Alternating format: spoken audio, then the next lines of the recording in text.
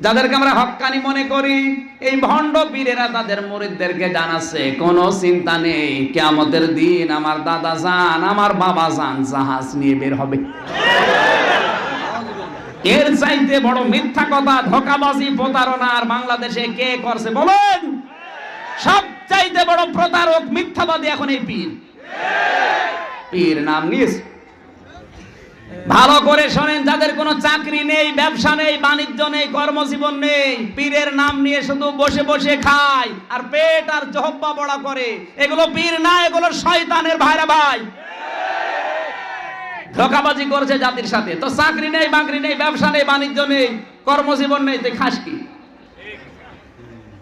নবীজি বলেছেন আল কাসিব হাবিবুল্লাহ, যারা কাজ করে খায় এরা আল্লাহর বন্ধু।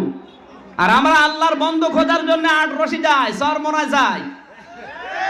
কে বলেছে ওইটা আল্লাহর ওলি, ওইটা আল্লাহর দুশমন? আর মানুষকে ধোঁকা দিয়ে বোকা বানিয়ে রেখেছে। সবচাইতে বড় প্রতারক এই বাংলাদেশে এই পীর। যারা বলে জাহাজ নিয়ে কিয়ামতে আমার দাদা আমার বাবা বের হবে, ময়দান থাকবে তামার ময়দান, তোর জাহাজ চলবে কোন কায়দায়? ভণ্ডা।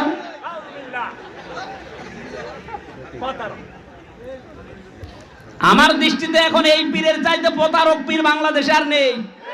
অন্যান্যরা তো ধোঁকা দেয় এমনি আমরা জানিও ভণ্ড, আর এরা ধর্মের নামে লেবাস পরে ধোঁকা দিচ্ছে।